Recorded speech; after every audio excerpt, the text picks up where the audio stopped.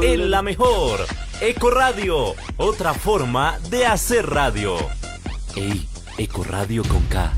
Ecoradio.com, otra forma de hacer radio. Síguenos en nuestras redes sociales, en Twitter e Instagram como @Ecoradio y en Facebook como Ecoradio. Ecoradio, otra forma de hacer radio. Estás escuchando Ecoradio.com, la vitrina del talento latino.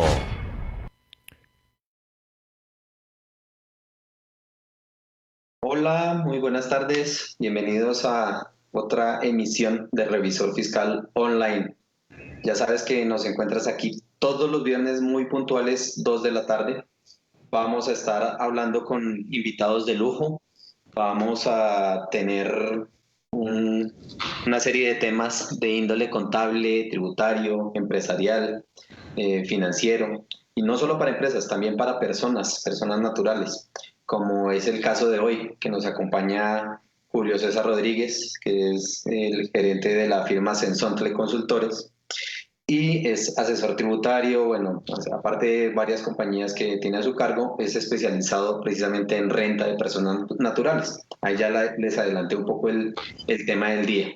Como les digo, vamos a estar todos los viernes aquí a través de Ecoradio, muy puntualitos, más o menos hasta las 2:45. Ya saben, Ecoradio sale por Facebook Live, también lo encuentran por www.ecoradio.com y en YouTube Ecoradio. Y también estamos en simultánea por Revisor Fiscal Online en nuestro Facebook Live. Ok, bueno, este realmente es, digamos que la segunda parte de un programa que iniciamos hace 8 días. No quiero arrancar tampoco sin darle los agradecimientos nuevamente a Ecoradio y especialmente aquí a nuestro colega César, que es el director de Ecoradio, por abrir este espacio. Sentimos que es un espacio, y eso estuvo dentro de la conversación y planeación de este programa, sentimos que es un espacio necesario para las personas, para las empresas. ¿Por qué es necesario? Antes de arrancar con la charla de hoy, porque en esta conversación, como lo van a ver en esta entrevista, en esta serie de conversatorios, lo que queremos es que la gente no se aburra, que no sea algo cuadriculado. Ya saben ustedes que conferencias, charlas de índole técnica, por ejemplo, encuentran en muchas páginas de ya amplio reconocimiento. Solo por citar un ejemplo, un Actualícese a través del mismo portal de la DIAN. Entonces, aquí de lo que se trata es de tocar un poquito más casos prácticos, temas del día a día, de nuestra experiencia como contadores, como asesores, y de esto se trata este programa, que pasemos un ratico ameno, que nos acompañemos los viernes, que estamos ya cerrando, próximos a nuestro fin de semana, que estamos ya cerrando y bueno, que estemos ahí juntitos. Y ya para darle paso hoy a Julio César, termino esta introducción por presentarme. Mi nombre es Gabriel Saavedra, yo soy el director de la firma Revisor Fiscal Online, que también está a su disposición. No es online solamente por el tema de la cuarentena, ya lo hablábamos también en el programa pasado y en el previo, aquí con el invitado y con César. La virtualidad es algo que llegó para quedarse, ¿sí? Que de hecho a nosotros mismos como contadores nos abrió una ventana que antes no se había observado, como la de sencillamente modificar una infraestructura física y poder trabajar desde la virtualidad, como hacemos precisamente en Revisor Fiscal Online.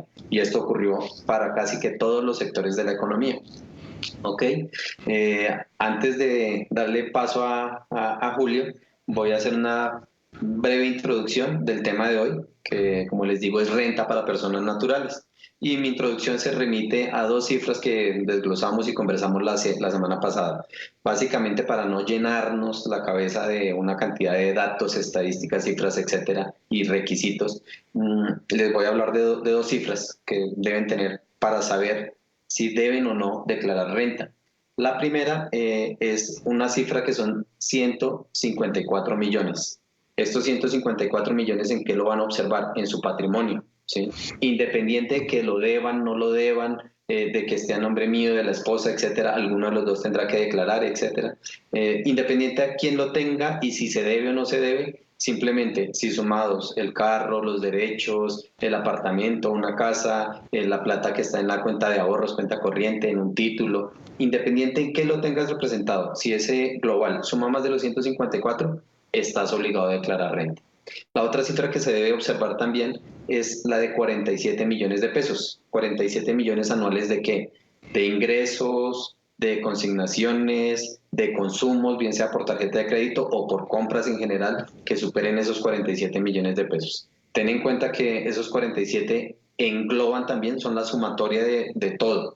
Ejemplo, en el caso de los ingresos, si los 47 millones recibes una parte por salarios, una parte porque vendiste el carro, porque vendiste o recibiste una lotería, bueno, por diferentes conceptos. El caso es que sumados nos dan los 47 millones, estás obligado a declarar renta. Entonces, ten en cuenta también que los vencimientos empezaron hace poco más de 15 días. Iniciamos a declarar desde el 11 de agosto y vamos hasta el 21 de octubre, que es el último vencimiento. Ya todos los días hay 2 cédulas, 2 dígitos de terminación de cédula que están teniendo su vencimiento. Entonces, bueno, ya para no aburrirlos y empezar un poco con esta conversación del día, le doy la bienvenida a Julio César, si quieres hacer un poco también tu presentación, Julio, y arrancamos con el tema. Bienvenido, Julio. Gracias, Gabriel. Buenas tardes. También buenas tardes para toda la audiencia de Ecoradio. César, muchas gracias también por la invitación. La semana pasada, para los que no me conocen, mi nombre es Julio César Rodríguez, soy contador público y me dedico a la asesoría empresarial y de personas naturales. La semana pasada estuvimos picados con el tema y nos emocionamos un poquito con todo lo que tiene que ver con los casos de declaraciones de renta de personas naturales, y estábamos plasmando algunos casos particulares que se nos pueden presentar de inquietudes en la presentación de las declaraciones. Es un tema, como lo decía Gabriel, un poquito ladrilludo para algunos, y nosotros estamos intentando presentarlo de una manera más de una conversación entre amigos, como lo hace uno con el contador, con cualquier persona que le hace la pregunta a uno: oiga, ¿qué hago con esto que me salió, con esto que me gané, con esto que voy a comprar? Entonces, ese es el objetivo de esta charla, y creo que la logramos en la primera presentación que hicimos. Y bueno, entremos en materia con los diferentes temas que tenemos hoy. Julio, precisamente tocas ahí un tema clave, y es que cuando a la gente se le hace como complejo el tema, como ladrilludo, ya me pongo en el papel no de contador, sino de el que tiene que declarar, el trabajador, el independiente, etcétera. Y cuando llegan estas fechas ya, como que qué mamera, qué pereza, me tocó buscar, y el malo del paseo es el contador, precisamente. Me tocó buscarlo y a ver, me acuerdo qué fue lo que hice. Y mirando un poco, quisiera que conversáramos sobre eso, porque a la gente le da como ese ardorcito, como que no le gusta este tema de la declaración. ¿Cuál es tu percepción? Que a la gente, ¿por qué no le gusta de pronto declarar renta, o le tiene pereza a este tema? ¿Qué crees? Pues primero, la gente le tiene pereza porque ya son hechos cumplidos, ¿no? Hoy estamos declarando el 2019, y 8 meses después acordarnos de qué hicimos el año pasado muchas veces es difícil. Entonces eso, que recoger el documento del año pasado, entonces eso es lo primero. Lo segundo es que todo el mundo piensa que vamos a declarar y entonces vamos a tener que sacar plata de nuestro bolsillo para pagar impuestos. Y eso no significa que declarar sea pagar. Declarar inicialmente es informar qué poseo tanto en mis activos como en deudas, ¿sí? Y ya, si yo tengo ingresos, ya tiene otra connotación diferente, y ahí sí voy a tener que hacer una depuración para poder decir si tengo que pagar o no. ¿Ves? Eso principalmente. Y lo segundo, que lo alcanzamos a tocar hace 8 días en la conversación, y es la cultura que viene de nosotros y de nuestros padres y abuelos, que antes era no declarar y esconder todo debajo del colchón, pero ya hoy en día eso no se puede. Sí, porque inclusive yo no sé cómo hacían los abuelos, pero escondían hasta las fincas y las casas debajo del colchón. Sí, porque nunca declaraban. Sí, entonces hoy en día eso ya está mandado a recoger, precisamente por lo que nombraba de la virtualidad y la información en línea. Eso lleva a que la DIAN y los bancos y todo el mundo esté informado, y conocer qué hace una persona es muy fácil, tanto así que nos está llegando una declaración sugerida por parte de la DIAN, que es una mini declaración sugerida a lo que uno tiene que presentar realmente, ¿sí? Entonces, esa es mi percepción frente a los mitos que hay de no declarar. Bueno, un paréntesis, Julio, y es precisamente, de hecho, la misma DIAN que ha sido una institución tan arcaica, por no darle otro nombre, tan pesada, tan compleja, se vio obligada a actualizarse, no solo en materia de sistemas, que debo reconocerlo, hasta el año pasado el tormento para los contadores era hacer la firma, la presentación en época de vencimiento. Sin embargo, hay que reconocer en este momento que la plataforma tecnológica la han mejorado, ¿sí? Y de otra parte, hace poco sacaron también el decreto legislativo que los obliga a modernizarse en cuanto a sus procedimientos, precisamente enfocados en empezar a hacer auditoría virtual. Claramente desde la pandemia, pero esto, como dije al comienzo, llegó para quedarse. Entonces, si estábamos acostumbrados a que no, pues no nos ha llegado requerimiento y no ha llegado visita, entonces relajémonos, pues no estemos tan relajados, porque ya la información exógena, la facturación electrónica y estos mismos procedimientos de virtualidad nos van a ver a todos los contribuyentes metidos, enfrascados pues en esa caja de revisión. O sea, sí o sí vamos a estar ahí. Es un paréntesis. Quería darte una apreciación, Julio, sobre el tema de por qué la gente le aprecia declarar, y de pronto si nos quieres compartir en tu experiencia. ¿Qué veo yo? Que también es que hay mucho cambio. Por ejemplo, para personas naturales veníamos con rentas cedulares, después se simplificaron este año un poquito, que teníamos que hacer varias declaraciones, una sola declaración. O sea, como siento yo que un poco también el traumatismo ha sido por tanto cambio. ¿A qué le añades tú, achacas, se diría, ese tema de tanto cambio que ha hecho el gobierno en materia de personas naturales particularmente? Sí, pues las personas naturales, los cambios que hay en los últimos años es una cosa tremenda, porque acuérdate que hace un par de años teníamos el IMAN y el IMAS. Bien, sí, que eso era una locura, que duró como tal vez por 2 años, y luego lo quitaron, y que era una cosa súper compleja, y cuando lo aprendimos a manejar nos los quitaron y ya nos tocó aprender el tema cedular. Pero ¿esto de qué viene? Esto realmente viene de que Colombia entró a participar en el Club de los Ricos, de los países ricos del mundo, y es el ingreso de Colombia a la OCDE, en la cual le exigían, digamos, unos cambios en sus políticas tributarias, de tal forma que las empresas no pagaran tantos impuestos, sino que realmente la carga tributaria fuera más alta en las personas naturales. Entonces, la planeación, primero, eso es un factor fundamental. El segundo es que nosotros cada 4 años cambiamos de presidente, y cada uno viene con unas políticas propias, ¿sí? Buenas o malas, cada uno viene con unas intenciones de recaudo, porque todos tienen que recaudar impuestos, de buscar cómo es la manera más eficiente de recaudar impuestos, y entonces nos hacen estos cambios, y cuando aprendemos a manejarlos ya no los quitan. Y eso viene desde épocas cuando manejábamos los ajustes por inflación, los que se acuerdan de ajustes por inflación, que nos tocaba manejarlos. Cuando lo aprendimos a manejar, ya dijeron, ya no hagan ajustes por inflación. Y todo ha sido así. Realmente, pues ahora Colombia va a entrar en un estudio de expertos donde van a hacer unas sugerencias. Esperamos que sea con el fin de pronto minimizar un poquito las normas, porque es que son muy complejas las normas y nos cambian todos los días. Borran unas, otras quedan vigentes, y esos cambios en la normatividad hace que sea el tema tan complejo, y gracias a complejo para nosotros a favor, ¿no? Porque gracias a eso nos contratan y nos llaman, y complejo para las plataformas que están ofreciendo la declaración en renta online, y que realmente no se puede hacer tan fácil online, porque hay que tener varios aspectos en cuenta. Sí, no es tan automática como ofrecen por ahí algunos bancos, incluso algunos software por ahí de contabilidad también ofrecen, ¿no? Ya su declaración sale, espicha el botón y salió. O coja la de la DIAN, que la mencionabas hace un rato, esta declaración sugerida, también hay que decirlo, la gente, algunos... Dime. Mini sugerida. Mini sugerida, pero algunos piensan, no, es que esa es la sugerida. Entonces, si la DIAN me la sugirió, pues voy a la ciega con eso, porque si ellos mismos la sugieren, después, ¿qué me van a reclamar? pero la propia DIAN es clara en eso. Esta es la declaración sugerida y solo tiene parte de la información. Es decir, si de Pero aquí a espérate, mañana se presentó y hay algún requerimiento, créanme que la DIAN igual no va a tener ningún problema en sancionar porque hubo algún error en esa sugerida.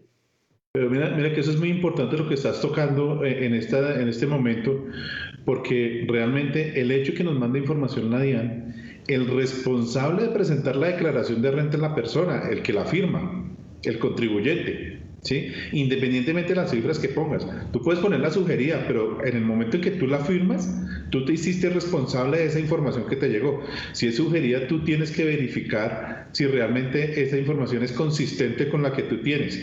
De hecho, en todas las declaraciones sugeridas no he visto la primera que llegue con algo de activos. ¿Sí? Viene con pasivos, con ingresos, pero de activos absolutamente nada.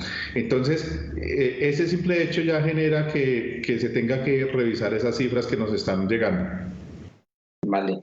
Julio, tocaste un tema súper importante ahorita, que es el de la OPI.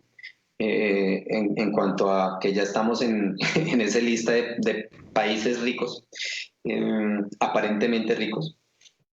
¿Y por qué lo digo? Porque en este tema de personas naturales, algo que también como que siempre nos hace ruido por ahí, es el tema de, no, es que ahora nos toca, cada vez bajan el tope de ingreso, cada vez nos toca a más personas, el universo de contribuyentes se va ampliando, como que nos toca declarar a más personas de las que venían declarando antes. Estoy en lo cierto si digo que el objetivo sería bajar la carga empresarial y subir la carga impositiva a las personas para que al final resulten siendo los contribuyentes directos en su mayoría las personas naturales y no las empresas o personas jurídicas. Y si estás de acuerdo con eso, ¿cómo lo ves o por qué crees que es eso? ¿O como para tranquilizarnos a los ciudadanos si eso es correcto o está mal enfocado desde tu punto de vista? Bueno, un poquito de opinión. Sí, no. Sí, porque también depende mucho de la actividad que yo estoy ejerciendo como persona natural. Okay. Sí, eso es importante tenerlo en cuenta. Obviamente la carga tributaria de las empresas han venido disminuyendo las tarifas para que paguen menos impuestos y ese es el objetivo, digamos, desde que comenzó el tema de la OCDE, que todo se vaya encaminado a que las personas naturales lleven esa carga tributaria, pero realmente esa carga tributaria, ¿quién la va a tener en una porción mayor? Las personas naturales que también sean accionistas, que sean los dueños de las empresas, porque van a pagar en sus empresas por la utilidad que generan y cuando les entregan esas utilidades a la persona natural, realmente también van a estar grabados en una parte importante. Entonces, en ese sentido sí se la van a subir, pero normalmente todo el mundo, el común de la gente lo que piensa es, no, si les van a bajar, entonces a mí me van a subir los impuestos, pero al señor que tiene la ferretería como persona natural, pues no le van a subir los impuestos porque él va a manejar sobre la misma si no tiene acciones o si no tiene otro tipo de cosas. Y efectivamente, cada día son más la masa de contribuyentes que va a existir y más va a ser la masa de poder controlar a través de la información exógena que reportan todas las entidades debidamente organizadas, tienen que reportarle a la DIAN. Gabriel, Julio César, si me dan un espacio. Hola César, dale. Bueno, muchísimas gracias por estar nuevamente aquí en Ecoradio y hay una pregunta de un oyente. Normalmente se habla de ese tema de aumentar la masa, aumentar impuestos, pero efectivamente ustedes cómo ven con el tema de evasión y si todo este proceso de la factura electrónica puede ser un control para disminuir, no de control, sino para disminuir la evasión de impuestos. ¿Qué opinan ustedes? Bueno, empiezo yo por decir que claramente y tiene que ver con lo que mencionaba hace un momento, de que ya todos estamos en esa cajita de la cual va a ser muy difícil, si no imposible, salirnos.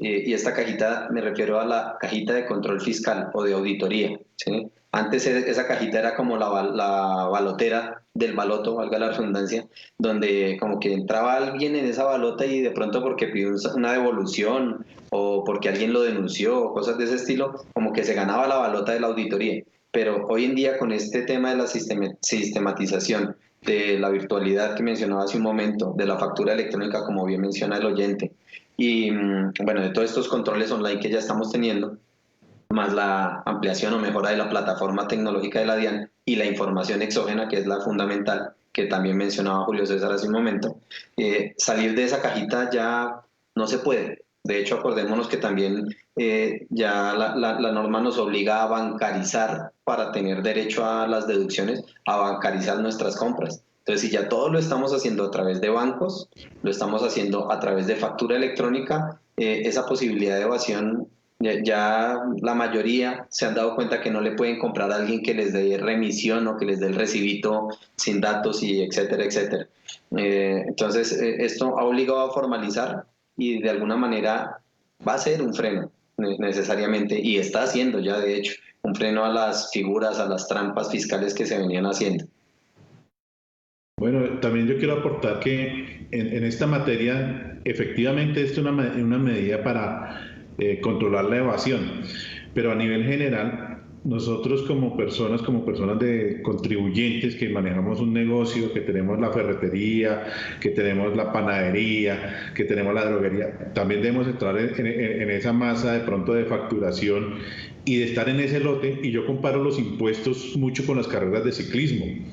Entonces, si nosotros vemos el Tour de Francia, como está de moda, que va a arrancar mañana, y nuestro Egan Bernal, cuando están desde el helicóptero mostrando el lote, hay una masa ya de ciclistas que uno no sabe quién es quién, ¿sí? Así somos los contribuyentes. Cuando estamos haciendo lo que todo el mundo hace, la DIAN no sabe quién es quién. Pero en el momento que yo tengo que obligado a facturar electrónicamente y no lo hago, me salí del lote. Soy Egan Bernal y me salí del lote y me escapé al puerto de montaña. Inmediatamente, ¿qué hace? La moto número 1 de la DIAN lo enfoca, lo encasilla y de una vez lo coge. Si yo presento mi declaración por fuera de tiempo, soy Egan Bernal que me fui por el puerto de montaña y el premio es que me enfocó la primera cámara de la DIAN, ¿sí? Y cualquier cosa que yo haga por fuera de las obligaciones que tengo que hacer, que hace el común de la gente, pues me va a enfocar hacia las cámaras de la DIAN. ¿Para qué? Para que me auditen y para que me sancionen. Bueno, importantísimo eso, gracias César, nuevamente, porque la idea de este espacio también es ese, que la persona que esté conectada y que nos esté viendo pueda hacer las preguntas libre, tranquila y abiertamente, que para eso estamos acá, dentro de la conversación y desde nuestra experiencia. Si podemos apoyarlos y resolverlas aquí mismo en línea, de eso se trata, sin que les genere pues un mayor costo o unos honorarios por consultoría. Entonces, bienvenidos todos quienes quieran hacer sus preguntas a través de este espacio, claramente pues sobre el tema de cada programa. Gabriel, Vale. Y Julio César, Dime. una pregunta de primer semestre o de primer nivel de tributaria. La diferencia, porque me están preguntando por acá, tengo una persona que me dice, no diga quién soy. La diferencia entre evasión y elusión, se nota que tiene quiz mañana de tributaria.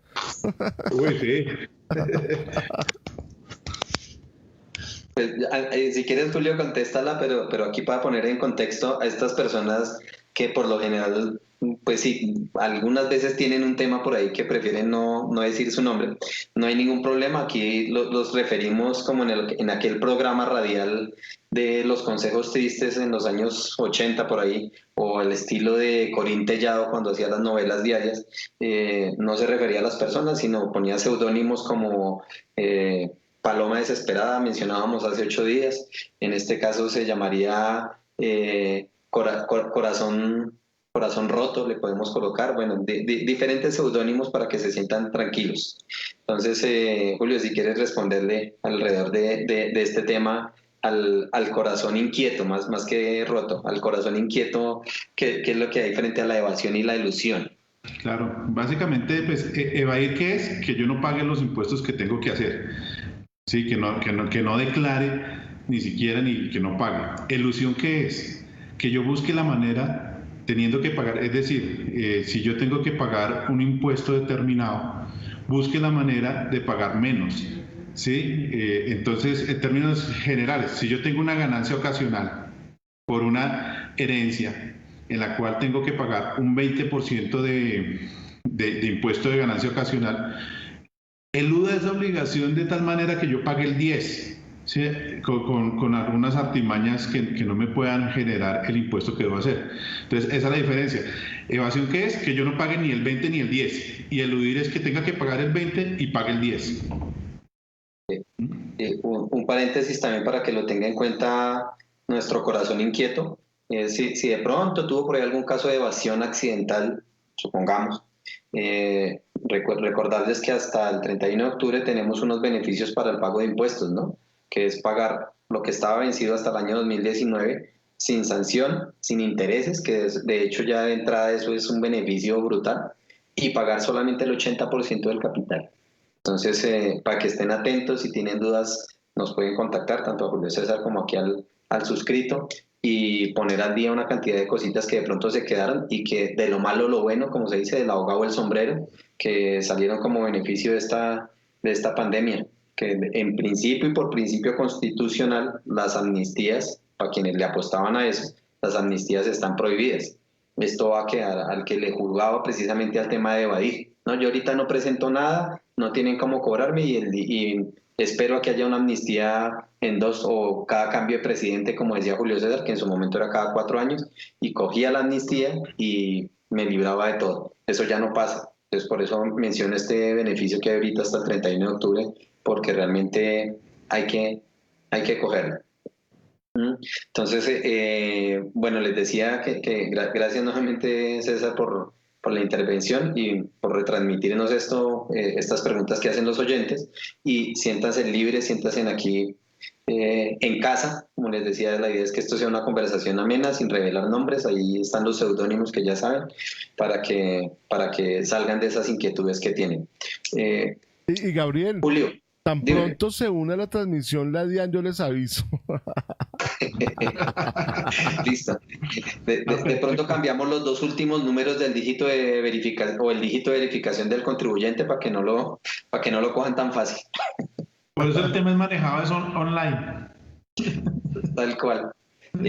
Julio, hablabas ahorita del tema de esas ganancias ocasionales, que ejemplo, y creo que hace 8 días lo alcanzamos a tocar un poquito, el tema del que se ganó el chance, el que se ganó la lotería, y dice, no, es que refiriéndome a las cifras que les daba al comienzo, no, mi salario son 2 millones de pesos, entonces al año tengo 24, más prestaciones estoy como en 30, no, todavía no alcanzo.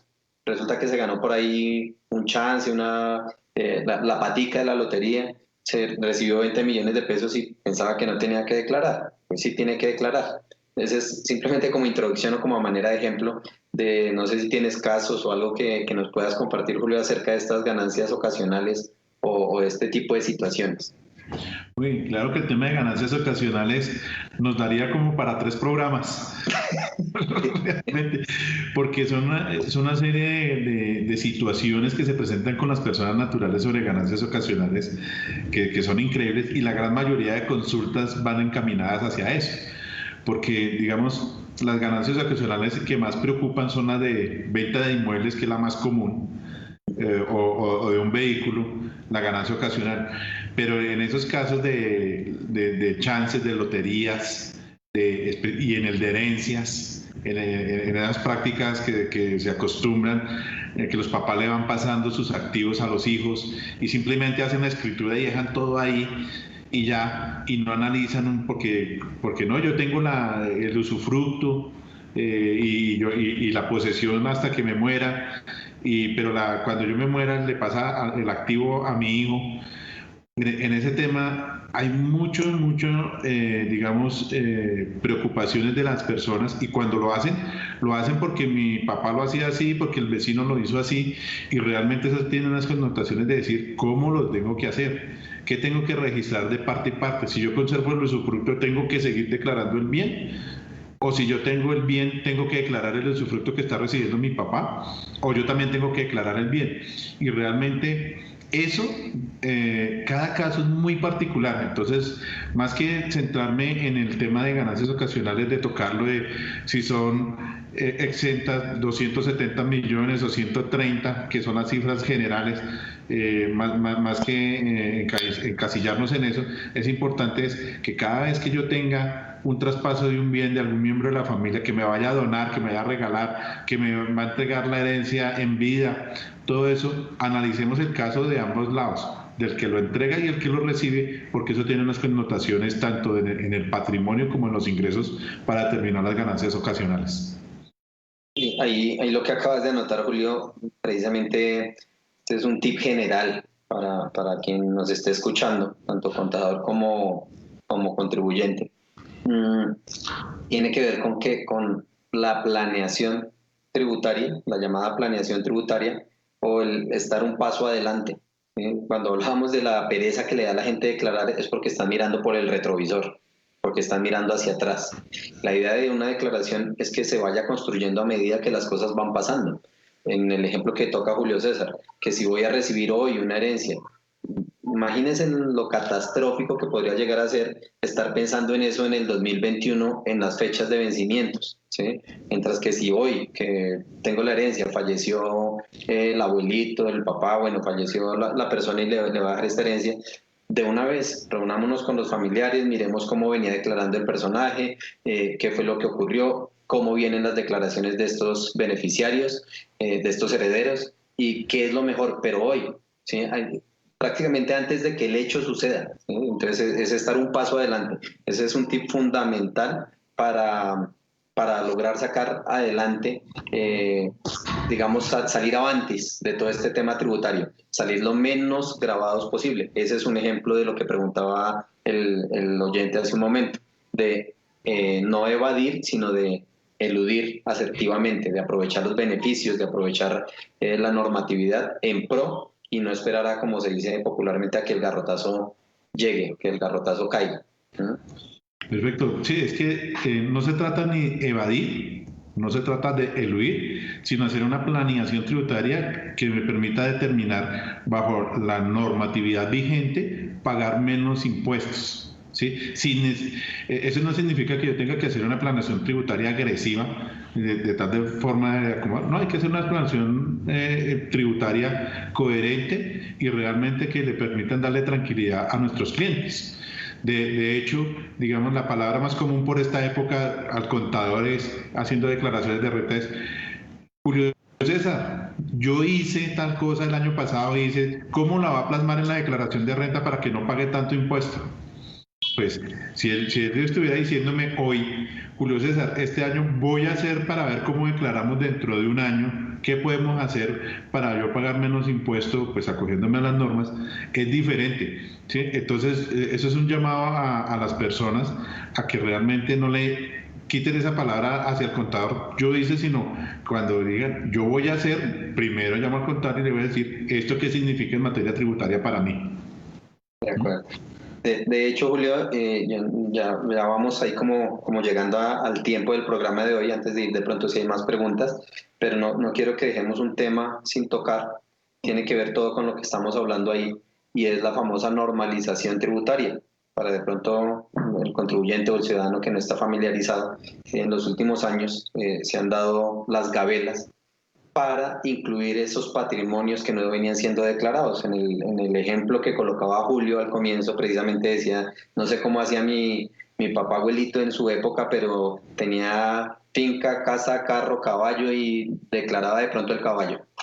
Y ya. Entonces, este beneficio que permitió, o esta opción, esta normalización tributaria que permitió que el contribuyente pudiera, haciendo un pago de ese impuesto de normalización, pudiera incluir ese patrimonio sin que el mismo fuese perseguido, ni tratado como evasión, ni bueno, etcétera, etcétera. Ese beneficio, que incluso hasta ahorita está aplicando, tiene incidencias en la declaración de renta. No era solamente decir, bueno, yo tenía 300 milloncitos en Panamá y como era medio paraíso fiscal, entonces no los venía declarando. Bueno, me abrieron la gabela ya, listo, legalicé esa vaina. ¿Qué pasa en la declaración de renta de la persona natural, Julio? Ok, primero que todo sobre normalización hay que decir que por esta época se vuelve muy común el tema de normalización y de asustar un poquito a las personas para que lo normalicen, ¿sí? Con los mensajes que se vienen, que si no lo hace le vamos a llegar y todo eso, ¿sí? Pero realmente en temas de normalización en cuanto a la norma, las normas no son tan claras en decir cómo se debe hacer la normalización. Hay casos específicos que son muy sencillos, pero lo que, pues para no ser tan técnicos en la explicación lo voy a plasmar de una manera sencilla. Lo primero de la normalización nos tenemos que quitar de la cabeza que solamente aplica para las cosas que están en el exterior. También aplica para cosas en Colombia, ¿sí? Porque la normalización incluye que es que yo le estoy poniendo aquí que compré el carro, pero como no, yo tenía la plata debajo del colchón, voy a poner que esa plata se la debo a Gabriel. Sí, a Gabriel Saavedra me la prestó y yo pongo el pasivo y Gabriel, pero resulta que ese pasivo es inexistente. Entonces, esa es una oportunidad para decir, yo borro a Gabriel y pongo cero y voy a pagar un impuesto de tal manera, el 15%, de tal manera que ya tengo que sacar a Gabriel ahí y ahí no me van a investigar por qué yo estoy aumentando mi patrimonio.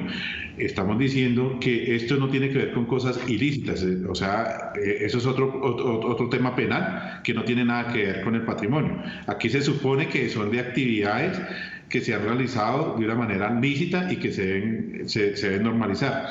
También es muy común encontrar que resulta que es que la finca, yo la tengo reportada en mi declaración de renta por 20 millones de pesos y uno va a ver y la finca vale 800.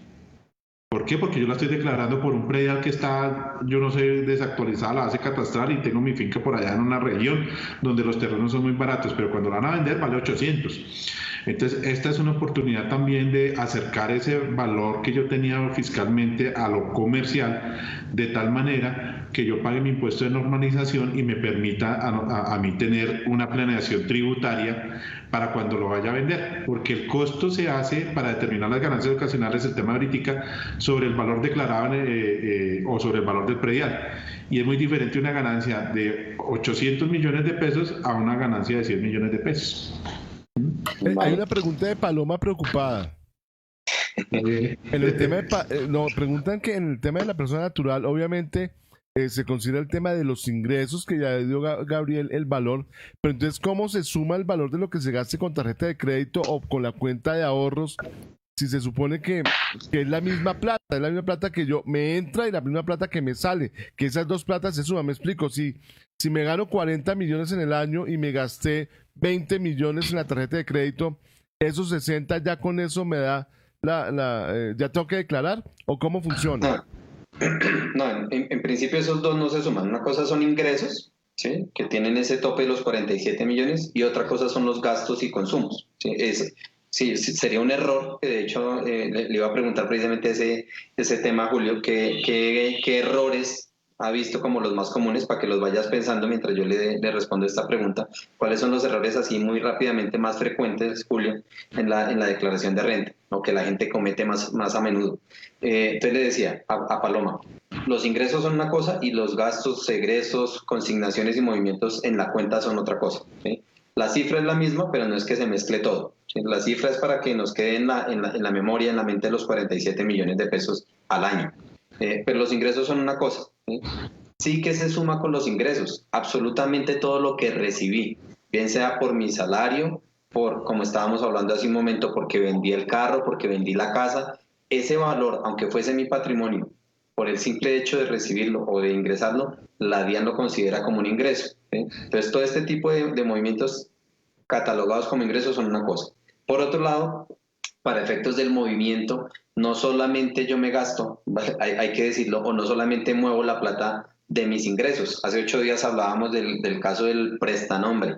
De ejemplo, el mensajero de la empresa que le consignan para que vaya y haga las compras. Eso no es plata de él, ni fue un ingreso para él, ni los gastos siquiera fueron para él. Pero resulta que ese dinero lo movió a través de su cuenta, ¿sí? Por el hecho de haber movido a través de su cuenta más de los 47 millones de pesos, tiene la obligación de declarar, no necesariamente de pagar, porque ya entra y corresponde la asesoría, pues, del contador, de mirar de dónde venía la plata, qué justificación tiene para decirle a la DIAN es gravable o no es gravable. Bueno, eso ya es otro capítulo. Sin embargo, el hecho de haber movido ese dinero por ahí sí lo implica o le incurre tener que hacer declaración. Lo mismo, les ponía el ejemplo de que mi tía no tiene cuenta y le van a mandar del hijo que está en el exterior, le va a mandar una platica. Entonces le giró 30 millones para que la señora se sostuviera durante el año, ¿sí? Y yo le hice el favor muy amablemente, muy amorosamente, de recibirle la plata. Yo solito por ingresos de pronto no tengo que declarar, pero por haber recibido esa platica sí estoy obligado, ¿sí? Ya como la justifique, eso es otro capítulo, insisto. Pero es eso, es como separar lo que son ingresos de lo que son los gastos. Esos se miran o se contemplan por aparte. Lo que también se contempla de manera independiente son los movimientos, que es lo que hoy día más está obligando a la gente a declarar, los movimientos en su cuenta, ¿sí? que no necesariamente son ingresos para mí, no necesariamente son gastos míos, pero por el hecho de moverlos en mi cuenta, me obligan a declarar. Entonces, espero que ahí doña Paloma quede un poco más, y si no, igual como ya les dije, no duden en contactarnos. Gabriel, y con y mucho ese sí gusto es le damos la asesoría. de otro palomo preocupado. Si yo tengo una cuenta, por decir algo, tengo mi cuenta de ahorros principal y abrí una cuenta de esas que están tan de moda, que es, por ejemplo, Nequi o DaviPlata, y lo que hago es mover mi plata de la cuenta que tengo, donde me consignan, por decir algo, el sueldo, y lo muevo a Nequi o a DaviPlata, ¿eso suma o es la misma plata?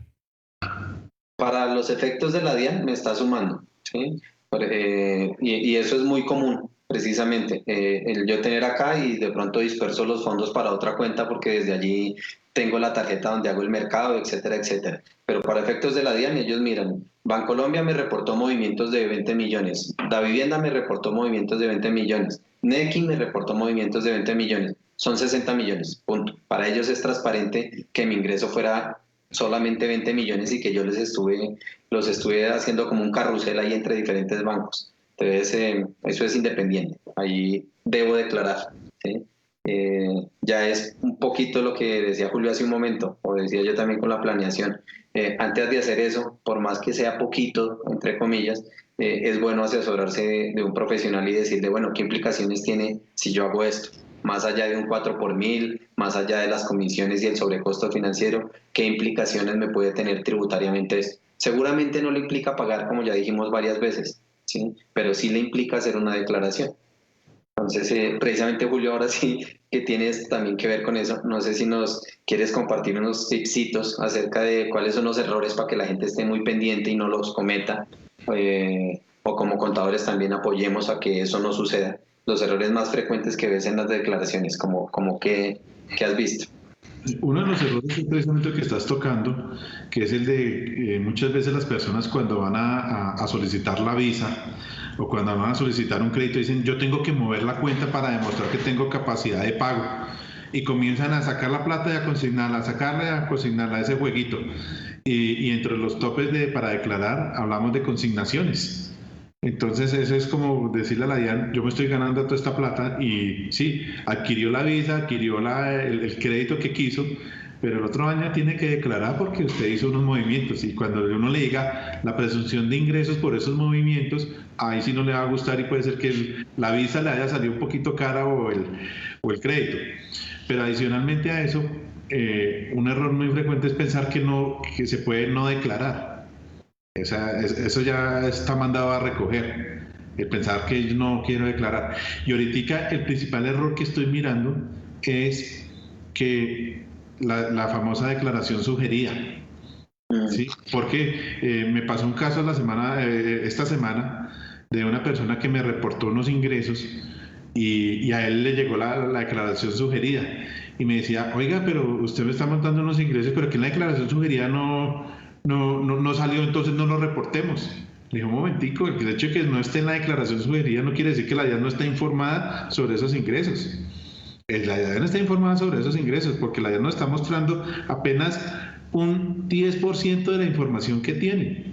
Porque la información que tiene la DIAN es muy detallada, tanto así que sabe dónde uno está comprando, en qué almacén con la tarjeta de crédito, operación por operación.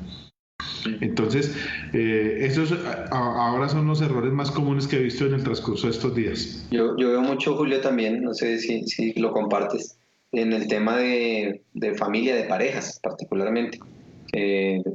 Compré con mi esposa un apartamento, entonces, ¿quién lo declara? Entonces, bien sea porque intencionalmente se quieren hacer los aviones, o porque sencillamente por desconocimiento cometen errores como que el apartamento vale 150 millones, ¿sí? Ah, no, es que es mitad y mitad, entonces ninguno declare y estamos chéveres, ¿sí?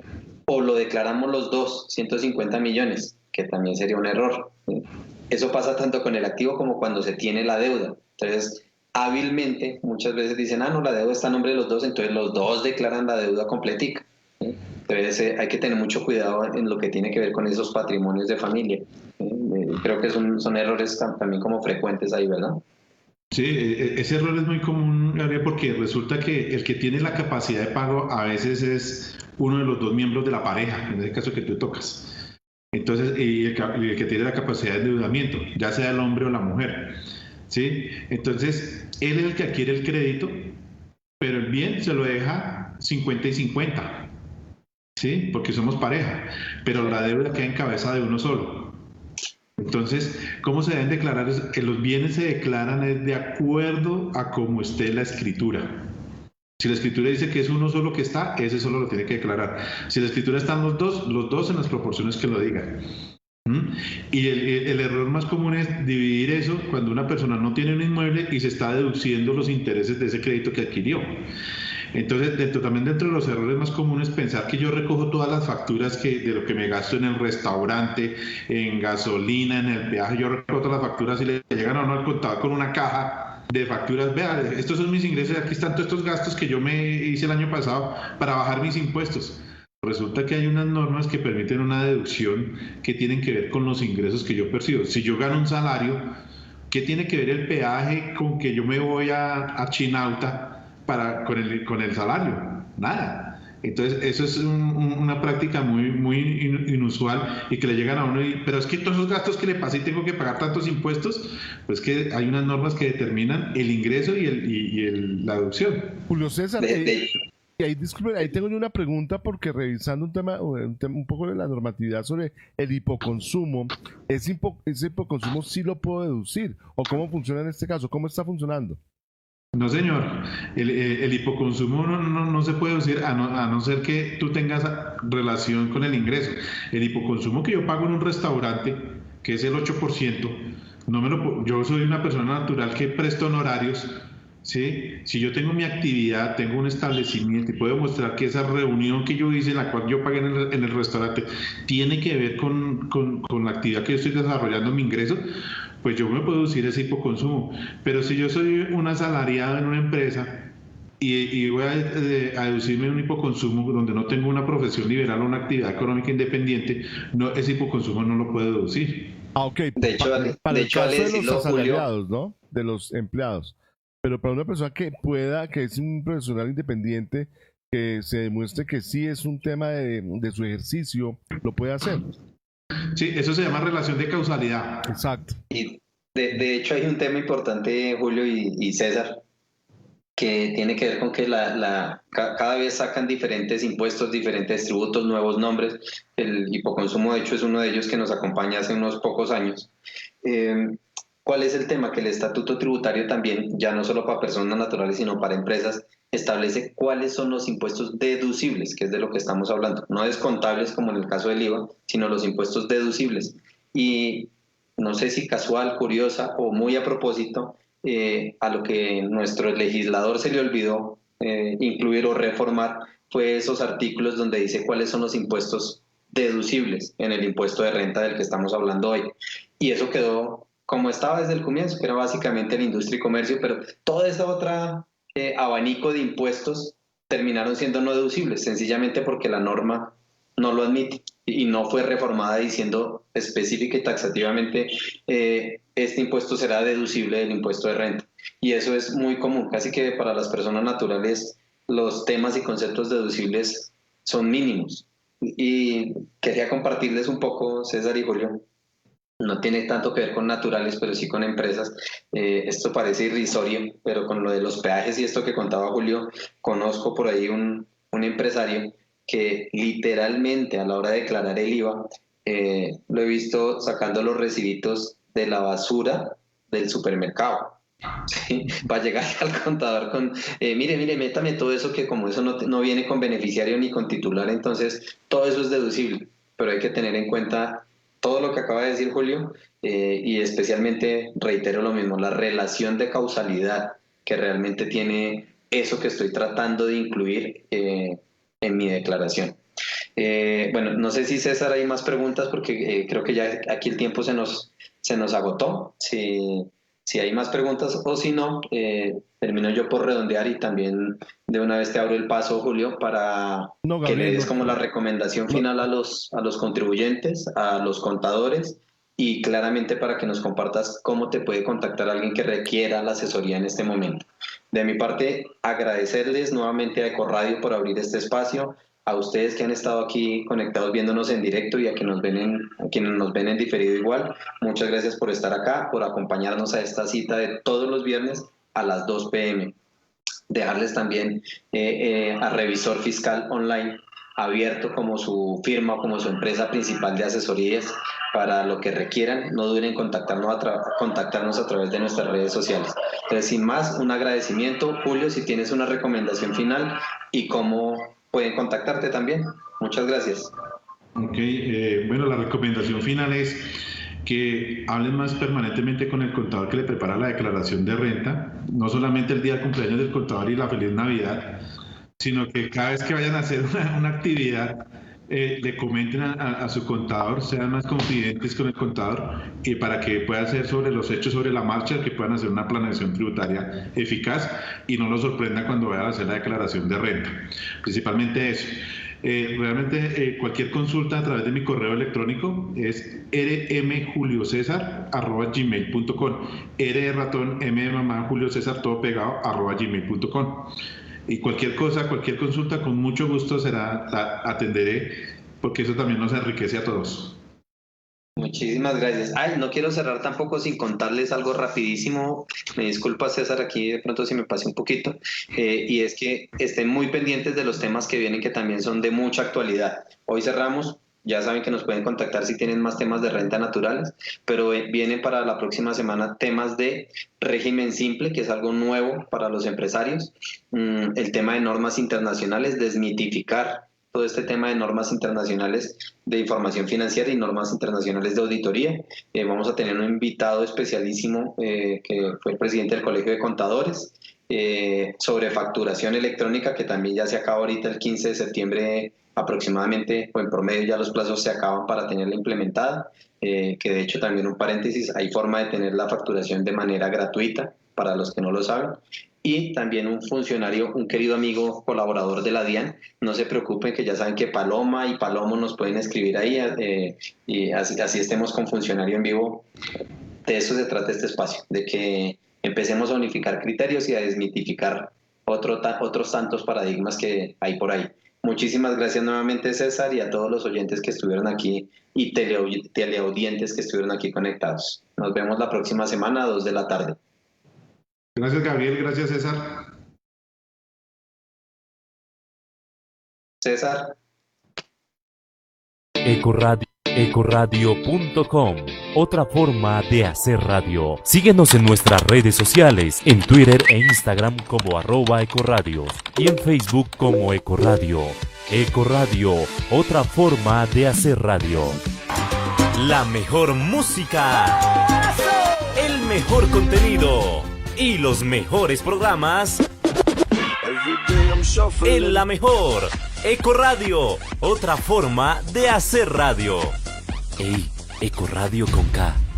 Ecoradio.com amplía sus fronteras digitales. Por eso te invitamos a que te suscribas a nuestro canal de YouTube Ecoradio, en donde encontrarás los mejores programas, el mejor contenido y podrás escuchar nuestra señal online www.ecoradio.com, la vitrina del talento latino.